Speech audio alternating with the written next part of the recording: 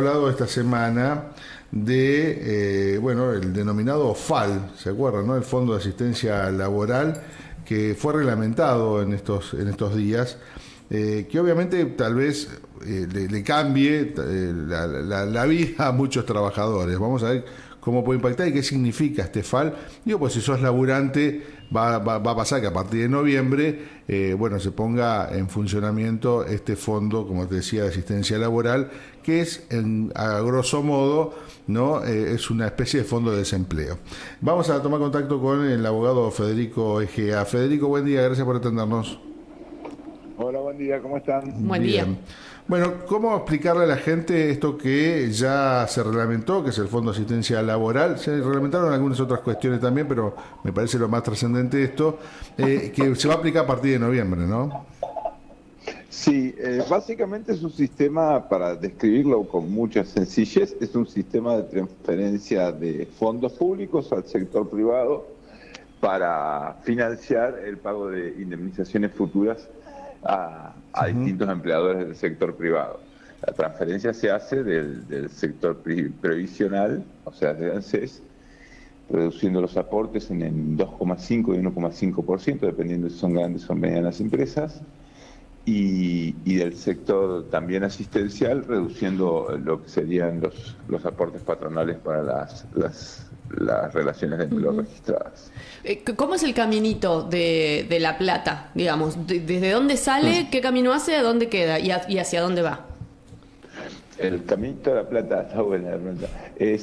Básicamente, como decía, se le exime del pago de aportes previsionales por un 1 o 2,5% por cada empleado que esté registrado. Esa plata va a un fondo común de inversión o un fideicomiso, dependiendo de cuál sea el empleador, la elección del empleador, digamos. Uh-huh. Y bueno, empieza a trabajar como un elemento financiero más. Las utilidades que dé esa plata van al empleador, obviamente, y a las entidades financieras intermediarias. Eso al trabajador ni al ANSES no vuelve nada. Y una vez que se produce el despido, el empleador puede tomar ese dinero que tiene invertido en el fondo y pagar con ese dinero la indemnización que corresponde. Claro. Ese sería el camino. Uh-huh. Es decir, mientras no despida a nadie y no tenga que indemnizar a nadie, va ganando plata. Sí, pero no la puede utilizar. No la puede utilizar, sí, la utiliza, de hecho, la utiliza en una inversión financiera. Uh-huh. No la puede utilizar en otra cosa, digamos. Claro. Pero, claro, sí, va ganando plata con especulación financiera, uh-huh. Pero destaco esto, es plata que se le saca a los aportes previsionales, o sea, al sistema de jubilación. Bueno, ahí va la pregunta. Sacarle plata al sistema previsional implica bajar tal vez la posibilidad que tenga el trabajador de tener una mejor jubilación y una mejor, por ejemplo, obra social. Implica financiar la caja jubilatoria a partir de ahora, no solo eso que decís vos, sino a partir de ahora. Vos pensás que las estimaciones que hacían con el régimen de FAL son una pérdida de 9.000 millones de dólares para ANSES. O sea que va a haber problemas ahora, no, en el futuro obviamente también, pero ahora va a empezar a tener problemas ANSES con los jubilados que ya tiene, porque digamos, el sistema previsional se alimenta de fondos corrientes que se van en pago de jubilaciones. Si uno le saca un volumen alto de esos aportes, el problema es ahora, a partir de noviembre, ¿no? Uh-huh. Va a ser difícil a partir de noviembre. Federico, todas estas medidas que están en el contexto de la reforma laboral se hicieron con el argumento, la excusa o el objetivo de facilitarle a las empresas la contratación de empleados de forma regular, porque la idea es pasar a quienes están informales al sistema formal. Esta herramienta ¿ayuda a eso? ¿Vos creés, como abogado laboralista, que las empresas van a decir, bueno, ahora voy a poder contratar más gente?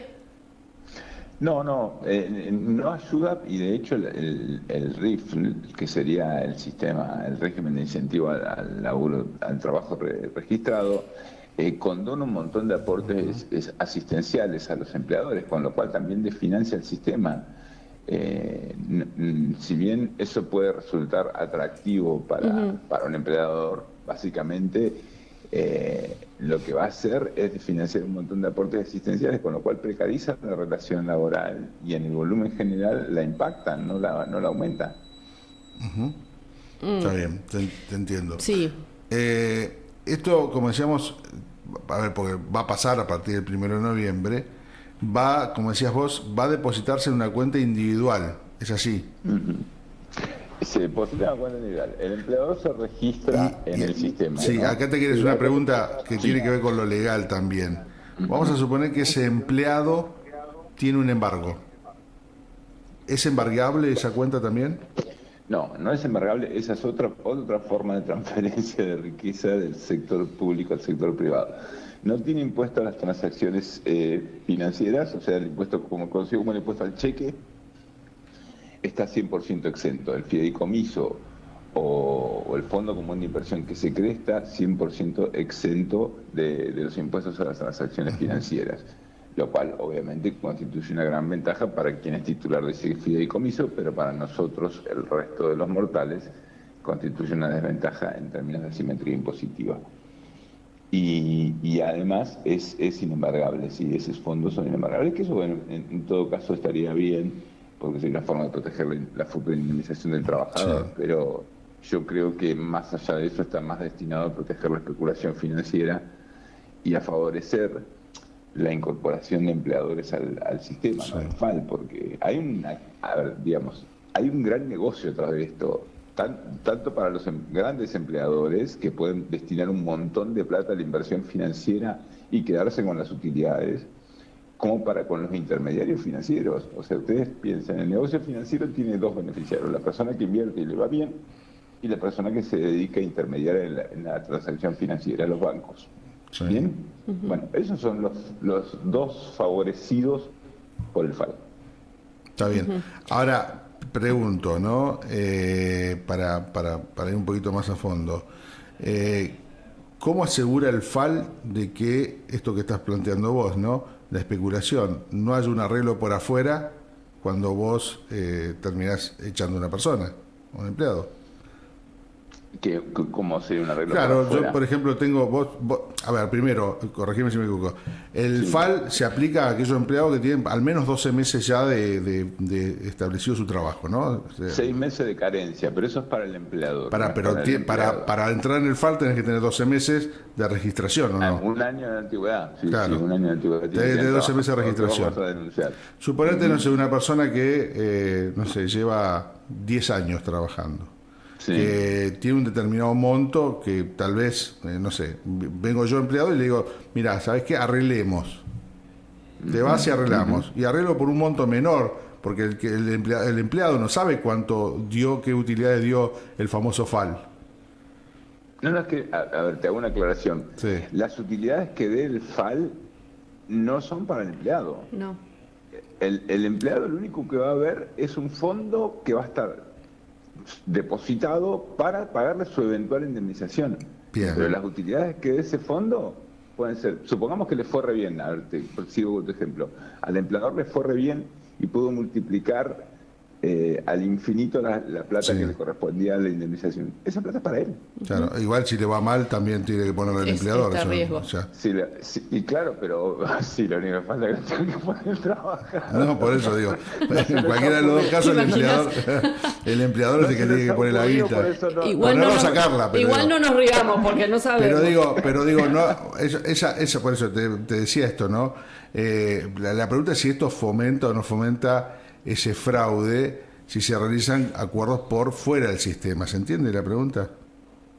Sí, a ver, el trabajador es un tercero, por eso te digo, la situación de fraude o acuerdo por fuera del sistema se podría dar, sí sería un fraude al Fondo de Asistencia Laboral, obviamente, pero en relación al trabajador, viendo el trabajador, es una situación, es un tercero, en tanto en relación a las ganancias como en relación a las eventuales pérdidas, digamos. O sea, no tiene ningún sentido que participe en el fraude.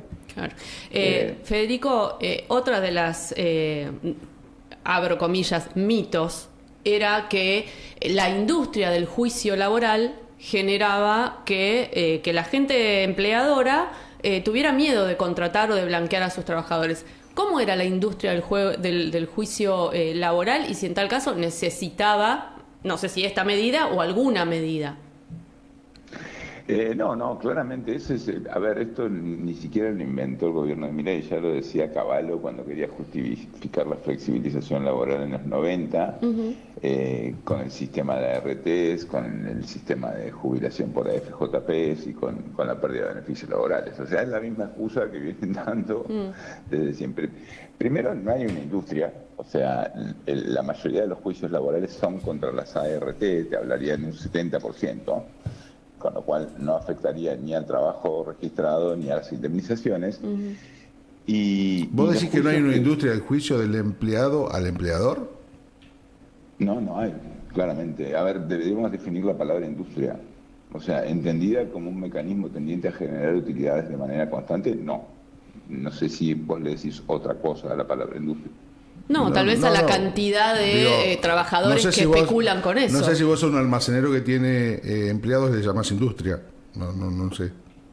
No, la industria del juicio, en la terminología utilizada. La industria, o sea, es un mecanismo, o sea, decir, voy, tomo un trabajo y como norma, como regla no implícita, digo, me voy y le hago juicio al dueño. ¿Y con qué excusa? Y bueno, yo digo que... de eso. Claro, o sea, no sé, que hacía... No creo. Habrá casos, pero no creo que exista a nivel... o sea, no creo que sea un fenómeno con incidencia en el mercado laboral. Sí, habrá casos, habrá personas, como en todos lados... A ver, esto yo siempre lo digo. En todos lados en todos los colectivos hay personas que actúan bien y personas que no actúan bien. Sí. Eso sucede en todos lados, en los empleadores, en los trabajadores, en los grupos de abogados, en los grupos de todos, los periodistas, todo. Ahora, una cosa es que haya casos de personas que no actúan bien y otra cosa es que esos casos constituyan un patrón general que nos permita llamar industria. Claro. Bien. Por eso usé la palabra mito. Con los empleados con los empleadores que he hablado, muchos te hablan de esto, de que todos tienen problemas más tarde, más temprano. ¿Todos? Sí, todos. Con empleados que le terminan reclamando por la vía legal una indemnización que no les correspondería en principio, porque te dicen... Pero si no se les corresponde, la justicia no se los da. No, porque a vos vas a la justicia y le decís que vos hacías más tareas de las que supuestamente hacías y la justicia te avala. ¿Es así? Sí, todo un mito increíble. A ver, en la justicia es como todo juicio, hay que probar las cosas. Si uno dice yo hacía mayores tareas, tiene que probarlas. No es que el juez viene y dice, sí, tenés razón y matemos a este empleador. Eso por un lado. Por otro lado, bueno, no sé, por eso las personas con las que vos, desde donde estás sacando los datos, y está bien, supongo que será así, lo que digo no es un patrón que tenga incidencia ni en el empleo ni en el costo del mercado laboral. Porque, mira, te doy datos. Los países, datos estadísticos, para no hablar porque uno habla, viste, de sus proximidades por ahí, y sus proximidades no necesariamente reflejan la generalidad. Los países con indemnización más cara en el mundo son Brasil y Chile. O sea, es donde más caro sale despedir a una persona legalmente. Sí.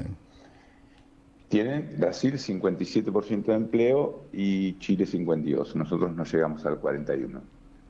Bien, dato. Incidencia, sí, está bien, dato. O sea, mira, acá el país más caro del mundo, donde vos echás a alguien, sale carísimo, tiene más de 10% más de empleo que nosotros.